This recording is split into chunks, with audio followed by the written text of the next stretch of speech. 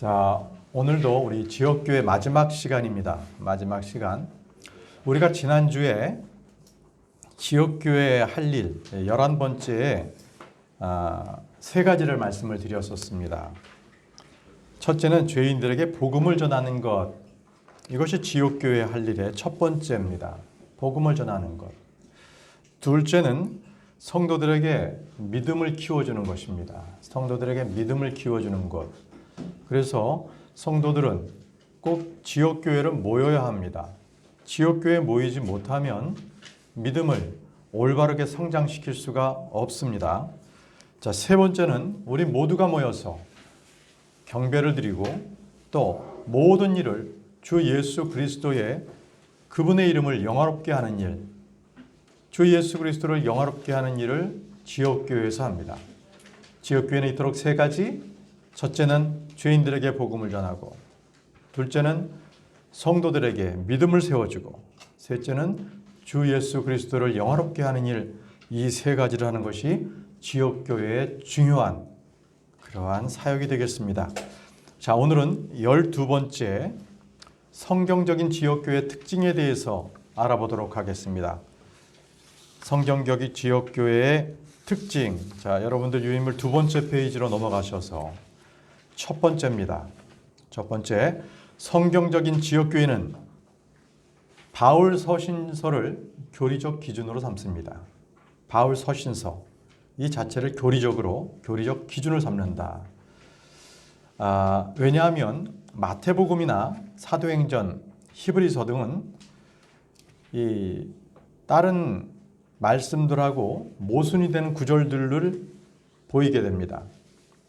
자, 이는 우리에게 주시는 말씀과 유대민족들에게 주시는 말씀이 다르기 때문에 그렇습니다.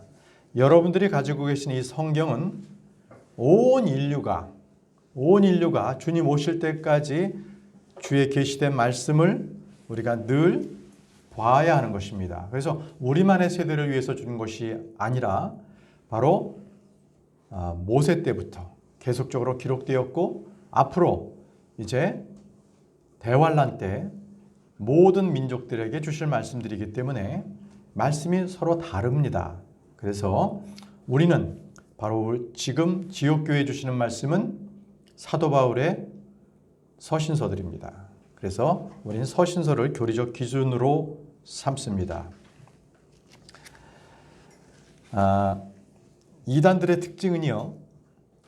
특징은 꼭 마태복음, 사도행전, 히브리서, 바로 여기에서 교리적인 측면을 가지고 와서 그것으로 본인들의 교리를 삼습니다. 그래서 이단이 나타나는 것입니다. 지금 우리 세대하고는 다른 것. 그래서 우리는 말씀을 항상 바르게 나누어야 합니다. 자, 두 번째는 성경적인 지역교회는 성경을 거부하는 어떤 교회나 단체, 어떤 신자들과도 연합하지 않습니다.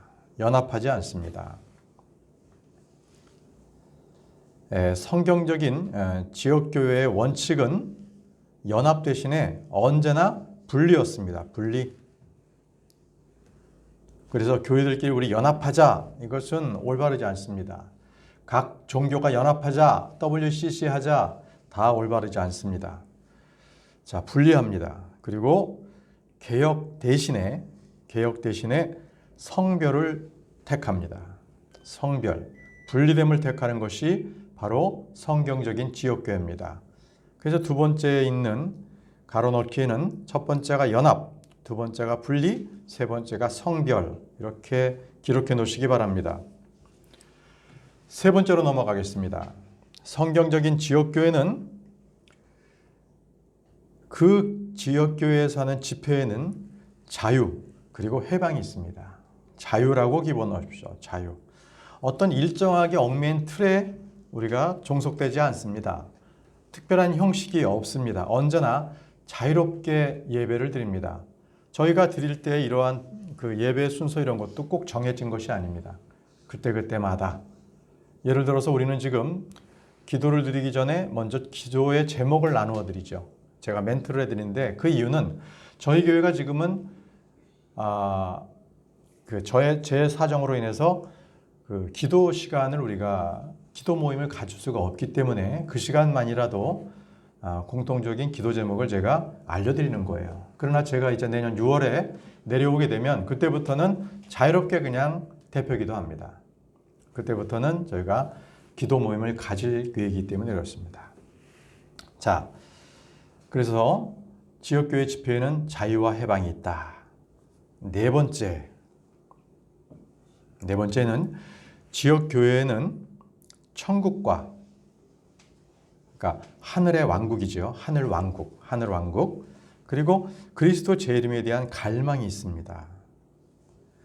근데 그 지역교회라는 것, 독립침례교회는 언제나 하늘 왕국과 그리스도의 재림에 대해서 언제나 말씀 선포가 있어야 해요. 그렇지 않으면 그거는 독립침례교회로서는 다시 한번 우리가 살펴봐야 합니다. 그래서 어떤 교회에서도 찾아볼 수 없는 재림의 실제적인 믿음 그리고 소망이 늘 충만합니다. 그게 바로 성경적인 지역교회의 특성입니다. 다섯 번째입니다. 성경적인 지역교회는 과학과 철학과 교육에 대한 신뢰 그리고 숭배가 없습니다. 과학, 철학, 교육에 대한 신뢰 그리고 숭배가 없습니다. 그래서 저희 교회 내에서는 이러한 호칭은 사용하지 않습니다. 누가 저명한 분이 왔다고 해서 아이고 박사님 오셨습니까? 아이고 교수님 아니십니까? 변호사, 검사 호칭 없습니다. 우리는 그리스도로 구원받은 모든 우리 성도들에게 지칭은 형제요 자매입니다. 형제요 자매. 예. 지역교회 특징 여섯 번째입니다. 여섯 번째는 모든 것에 대한 최종 권위는 성경입니다. 모든 권위는 성경에 있습니다.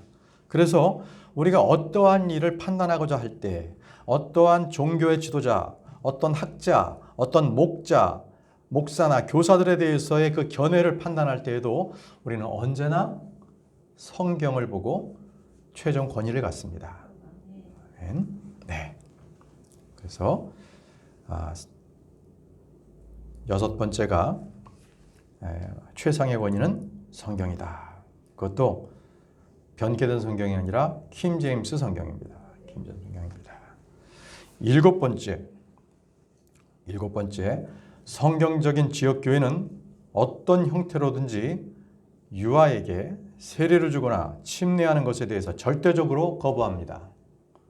유아 세례에 대해서, 유아 침례에 대해서는 거부합니다. 왜일까요? 침례는 믿고 구원받은 자들만이 받을 수 있는 것입니다. 예, 유아에게는 그러한 판단 능력이 없습니다. 유아 세례에 대한 그러한 교리적인 기준은 어거스틴이 만들고 그것이 로마 캐토릭이 교리화시켜서 지금까지 전해온 것입니다. 그것은 성경 말씀과는 전혀 관련이 없는 행위들입니다. 여덟 번째입니다. 성경적인 지역교회든 어떤 형태로든지의 구원을 얻는 수단으로서 종교적 행위 또는 종교적 의식 또는 행위에 대해서 절대 거부합니다. 종교적 의식 또는 행위에 대하여 절대적으로 거부합니다. 우리는 믿음으로 구원받습니다.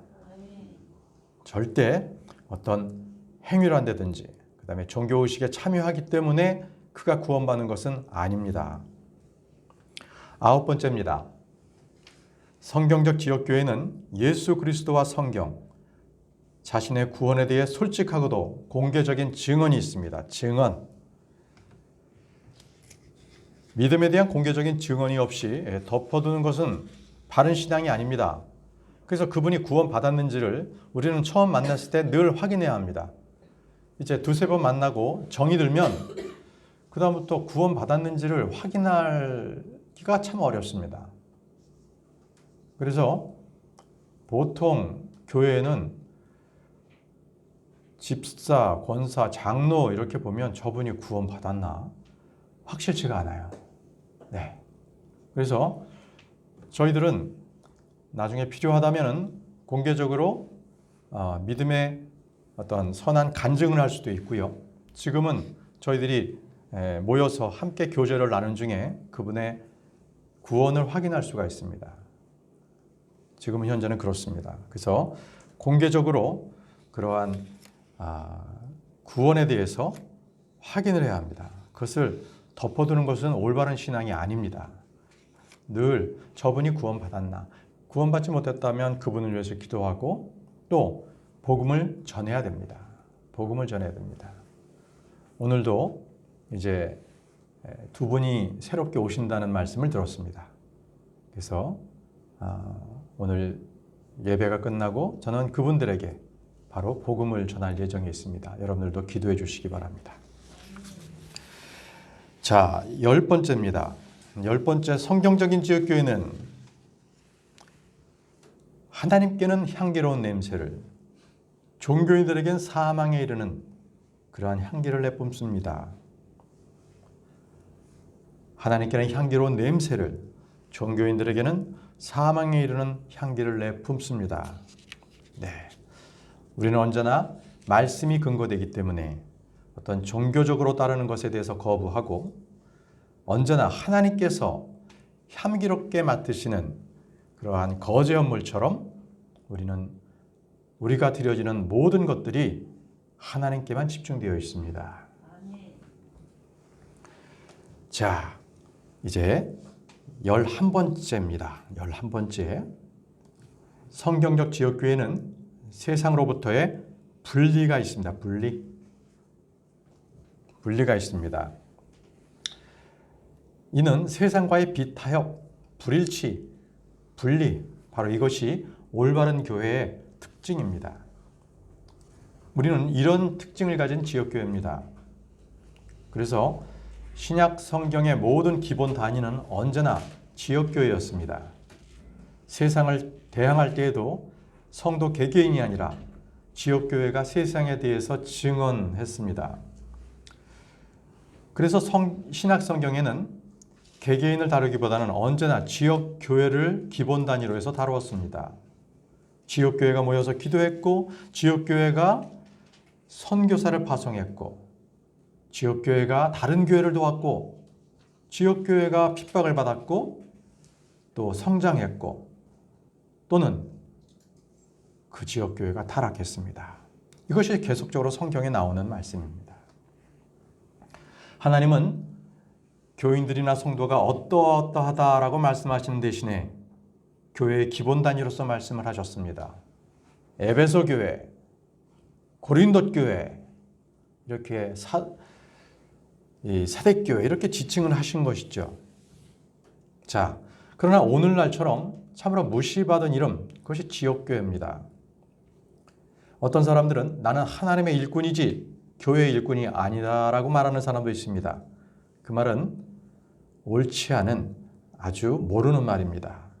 왜냐하면 교회의 일꾼이 아니면 하나님의 일꾼이 될 수가 없기 때문에 그렇습니다. 우리가 이 나라에 전쟁이 일어났다면 정규군이나 학도군이나 의용군이나 누구든지 싸울 수가 있습니다. 국가의 자원에서 그렇게 싸울 수 있어요. 그러면 국가는 고맙게 여기죠. 그러나 하나님께서는 그렇지 않습니다. 하나님은 자신께서 모집하지 않은 비정규군을 결코 전투에 사용하지 않으시는 분이십니다. 보십시오. 사도 바울을 보십시오. 그는 신실한 하나님의 일꾼이었지만 그는 먼저 그 이전에 교회로부터 파송을 받았습니다. 교회의 일꾼이었습니다. 그래서 그는 성령의 지시에 따라 지역교회 장로들에게 가서 안수를 받았고 파송을 받았던 것입니다. 결코 사도 바울 혼자 독자적인 플레이를 한 사람이 아닙니다. 자, 말씀을 보겠습니다. 임다영 자매, 골로새서 1장 25절 말씀을 읽어주시기 바랍니다.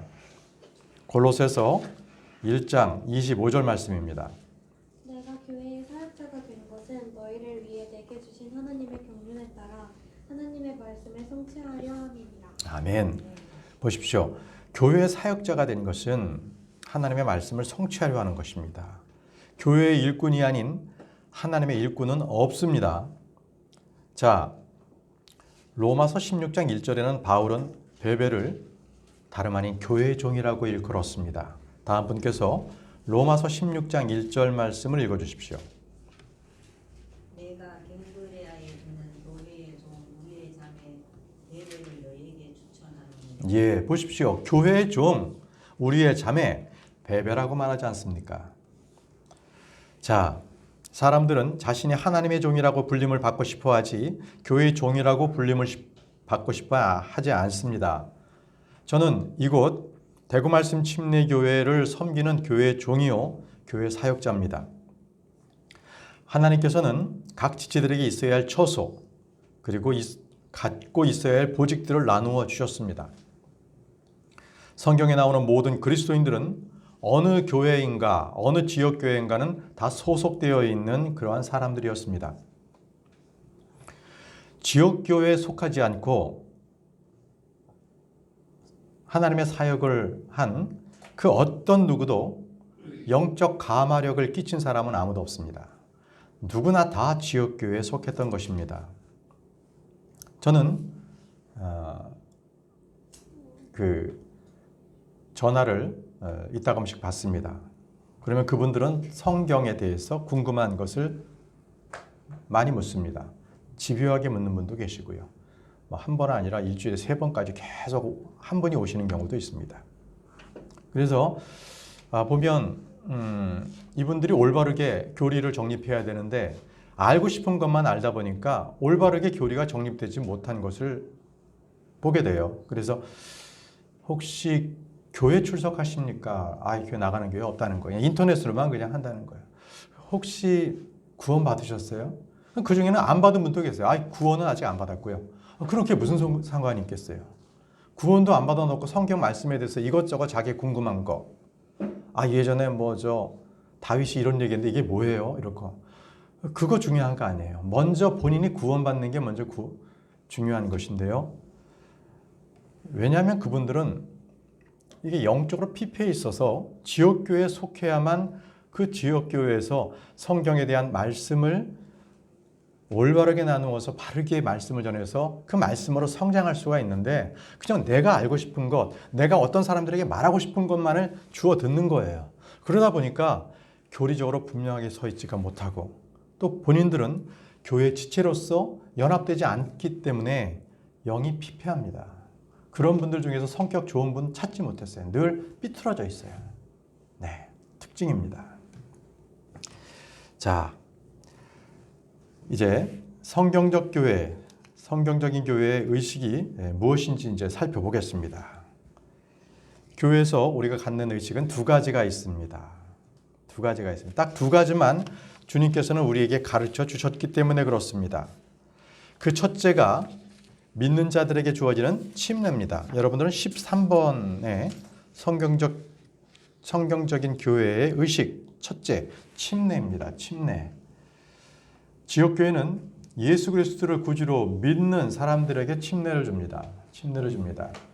저희 교회 아직 침례탕이 없기 때문에 구원받아도 아직 침례를 베푸지 못하고 있습니다. 이제 적절한 때가 되면 침례를 베풀겠습니다. 그렇다고 해서 여러분들이 구원받지 못한 것이 아닙니다. 우리 교회는 구원받은 분이 기본입니다. 침례는 주님의 명령을 우리가 따르는 것인데 그것이 우리가 구원을 받았기 때문에 침례로서 따르는 것입니다. 그렇죠? 자, 그래서 우리는 일단 구원받은 성도들의 모임, 이것을 우리 지역교회로 하고 있습니다. 2번째입니다. 2번째는 보통 교회에서 성만찬이라고 불리는 주의 만찬을 시행합니다. 주의 만찬.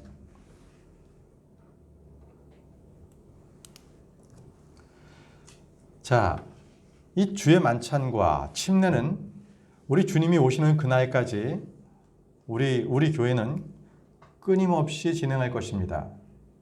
그러나 이 둘 외에 어떤 다른 의식은 하지 않습니다. 그것은 주님의 명령과는 하등의 관계가 없기 때문에 그렇습니다. 절기를 지킨다든지 또 제사를 드린다든지 이런 것들은 전혀 신약교회에서 해야 할 일이 아닙니다. 자, 이제 마지막으로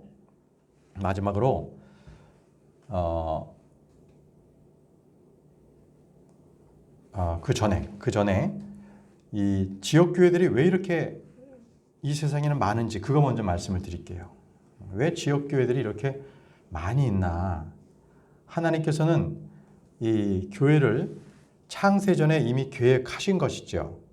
그래서 왕국보다 이미 앞서서 목적되어 있는 것이었거든요. 그러다가 이 신비가 밝혀진 것은 사도 바울 때입니다. 그때 처음 계시가 됐어요. 에베소서 5장에는 교회란 어떤 것인지를 분명하게 알려주고 있습니다. 그리고 마태복음 16장 18절에는 예수님께서 교회 설립에 대해서 약속해 주셨습니다. 자, 그러므로 주님은 갈보리에서 피를 흘리셔서 교회를 사셨습니다. 어린 양의 혼인잔치에 이제 주님께서는 나타나실 것입니다.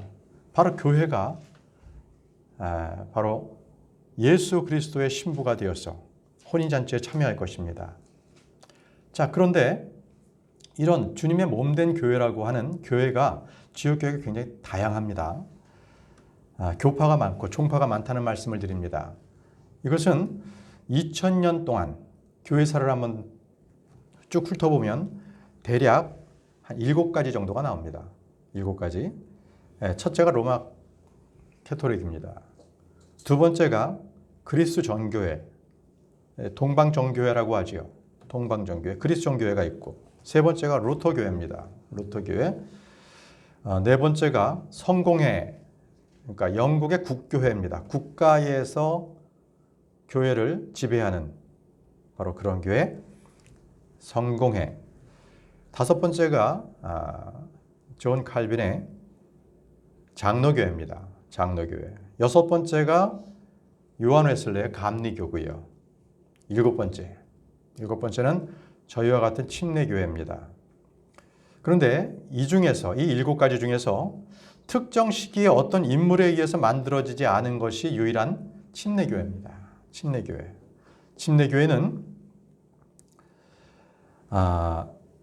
침례교회는 이 초대교회부터 시작되어서 교회가 이루어졌습니다. 그러다가 이제 로마 캐토릭의 그러한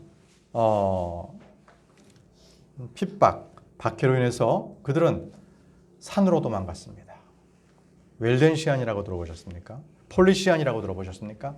계속 그들은 이탈리아의 북부 산간 지역으로 가서 아무도 없는 곳에서 그들은 믿음만으로 살았습니다. 계속 그들은 산에서 쫓기면 더 깊은 산속으로 들어갔습니다. 이렇게 해서 그들은 계속적으로 성경적인 성경 말씀에 침례만을 고수하는 그러한 성도들이 되었습니다. 예, 바로 그것이 지금까지 이어져 오는 침례교회입니다. 자, 그래서 침례교회는 침례자 요한이 이렇게 설립한 교회도 아니고요. 바로 하나님의 말씀대로 그렇게 세워진 것이 유일한 교회가 바로 침례교입니다. 침례교.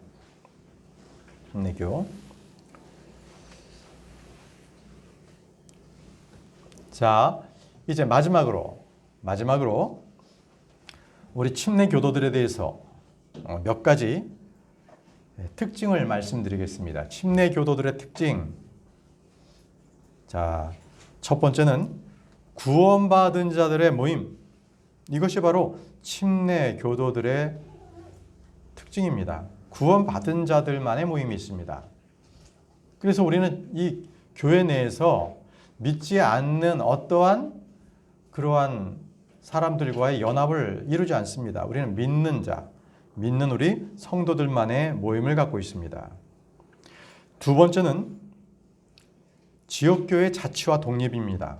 지역교회 자치와 독립. 이 말은 우리 교회가 독립침례교회라고 하지요. 이 독립이라는 것은 첫 번째가 국가로부터의 독립입니다. 아까 말씀드렸던 영국의 국교회, 성공회 같은 경우에는 목사의 급여를 나라에서 줘요. 그렇기 때문에 나라의 통제를 받죠. 그렇지만 독립침례교회라고 하는 것은 결코 국가로부터의 어떤 도움이나 어떤 연관, 어떠한 지시도 받지 않는 그런 교회를 말합니다. 교단의 지시도 안 받습니다. 저희는 교단도 없습니다. 그래서 우리는 독립침례교회라고 하는 것입니다. 그러나 지금 많은 한국에 있는 교회들은 독립이라는 말을 쓸 수가 없어요. 이유는 다 교단의 통제를 받기 때문에 그렇습니다. 교단의 법이 말씀의 법 이상으로 상당히 중하게 여겨지는 것이 교단법입니다. 교단법. 그리고 또 저희는 어떤 외부적인 간섭, 지배, 그러니까 종교적인 단체, 교단, 그리고 특정 개인들에 의해서 그런 외부적으로 오는 그러한 정치적, 경제적 그러한 간섭, 지배를 우리는 거부합니다. 그리고 우리 또한 다른 교회를 지배하지 않습니다. 그들의 믿음에 대해서 관여하지 않습니다. 예를 들어 우리 교회가 점점 커져서 이제 이 중에서 어떤 성경 교사가 나타나고 그 형제가 또 이 지역에 가서 교회를 설립한다 그러면 우리가 도와줄 수는 있어요. 그러나 우리가 도와주기 때문에 거기에 성경은 아니 거기에 저 찬송가는 뭘로 쓰세요? 그리고 거기 모임을 어떻게 순서하세요? 절대 우리는 관여할 수 없습니다. 별도의 지역교회이기 때문에 그렇습니다. 우리가 도와준다고 해서 그걸로 뭔가 횡포를 부린다든지 그걸로 뭔가 좌지우지하려고 하는 그것은 지역교회의 그런 올바른 믿음을 갖고 있는 사람이 아니라는 것입니다. 저희 교회는 그렇게 취하지 않습니다. 세 번째는 어떤 이유로든지 유아 세례 안 합니다. 유아 세례 안 합니다. 말씀 한번 찾아보겠습니다. 사도행전 8장 37절. 사도행전 8장 37절.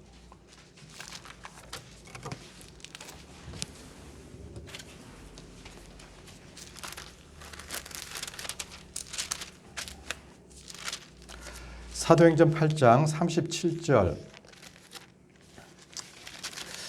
이 기록된 말씀은 이제 빌립이 이디오피아 내시가 읽고 있는 이사야 53장에 있는 그분이 누군지를 몰랐을 때 빌립이 입을 열어서 성경 기록들을 다 설명해주고 예수님을 선포했어요.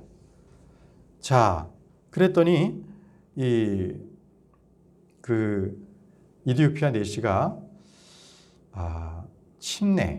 침례를 어떻게 받으면 되는 거냐 이렇게 물었죠. 그랬을 때 사도행전 8장 37절에 이렇게 빌립이 이야기했습니다. 빌립이 이르되 만일 그대가 마음을 다하여 믿으면 받을 수 있느니라 하니 그가 응답하여 이르되 예수 그리스도께서 하나님의 아들이심을 내가 믿노라 하니라. 자, 그래서 38절에 보면 둘 다 물속으로 내려가니 그리고 39절에 그들이 물속에서 나와 올라올 때, 자, 물에 잠긴 겁니다. 이게 침례입니다. 뵙티소, 이렇게 물에 완전히 잠긴 것입니다. 자, 그런데 말이죠. 이 사도행전 8장 37절 말씀이 개역성경에는 없음입니다. 없음. 자, 이렇게 중요한 말씀이 왜 없어요? 그 개역성경의 원류, 뿌리는 바로 로마 캐토릭에 있는 그런 부패된 성경으로부터 나왔습니다. 로마 캐토릭은 유아 세례를 줄여놓고 하는데 여기 이 말씀처럼 마음을 다하여 믿으면 받을 수 있다? 어린아이가 믿지 못하잖아요. 그러니까 이 구절을 없애버렸어요. 그래서 없음. 변개된 성경은 없음이라고 나오고 있고 우리처럼 올바른 성경, 바른 성경은 보존된 성경은 그 말씀이 그대로 보존되어 있습니다. 자, 네 번째입니다. 침례교들의 특징 네 번째, 구원의 영원한 보장을 우리는 믿습니다. 하나님께서는 내가 구원받고 난 뒤에 아이고 내가 또 죄를 졌네. 그러면은 야, 너 안 되겠다. 구원 내놔. 구원 그냥 걷어가시는 분이 아니시라는 거예요. 하나님은 거짓말하실 수 없는 분이시고 신실하신 분이시기 때문에 그분은 한 번 주신 구원을 나의 행위, 잘못된 행위로 인해서 그걸 걷어가실 수가 없어요. 왜요? 구원 또한 내가 행위로 받은 구원이 아니기 때문에 그렇습니다. 하나님의 말씀을 믿음으로 구원을 받았다면 그 하나님의 말씀이 언제나 변함이 없으시기 때문에 그 구원도 영원한 구원입니다. 믿으시기 바랍니다. 그래서 우리는 한 번 구원받은 성도가 어떤 이유로도 구원에서 떨어지지 않는다는 영원한 구원의 교리를 믿습니다. 구원의 영원한 보장을 믿고 그 가르치는 교회가 바로 성경대로 믿는 바로 침례교회. 바로 침례교회입니다. 많은 교회들이 구원의 영원성에 대해서 상실했습니다. 그냥 뭔가 좀 성령이 좀 떨어진 것 같으면 구원이 못 받은 것 같으니까 다시 한번 구원 받으시라고 이렇게 권면해요. 참 위험한 말입니다. 잘못된 가르침입니다. 네. 자, 다섯 번째입니다. 다섯 번째, 성도들의 만인 제사장 교리를 우리는 갖고 있습니다. 만인 제사장 교리 무슨 말씀이냐면요, 일반 교회처럼 성직자와 평신도가 나뉘어지지 않습니다. 우린 똑같이 다 영적 제사장들입니다. 누구나 똑같이 성령님을 받은 그러한 성도들입니다. 그렇기 때문에 성직자 따로 있고 평신도 따로 있는 것은 아닙니다. 아닙니다. 바로 이렇게 이것을 제대로 실행하는 교회, 이런 교회가 일반 교단교회에서도 개혁주의 교회 해가지고 만민 제사장 교리를 채택한 교회가 있지만 그럼에도 그것을 실제 실행하는 교회는 우리 침례교회뿐이 없습니다. 우리 침례교회는 우리 성도들은 모두 같은 형제, 같은 자매, 같은 지체입니다. 자, 여섯 번째 마지막입니다. 우리는 반 캐톨릭 노선을 걷습니다. 자, 뭔가 좀 호전적이라고 느끼십니까?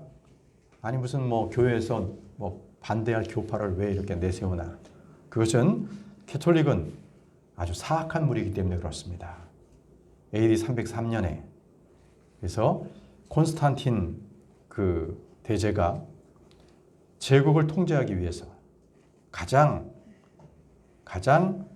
그 나라들을 융합할 수 있는 교회 그 종교를 찾다가 예수 그리스도만이 한 지역에만 속하지 않고 온 인류를 위한 피를 흘렸다는 것, 바로 그것을 채택해서 콘스탄틴은 기독교를 국교화했습니다.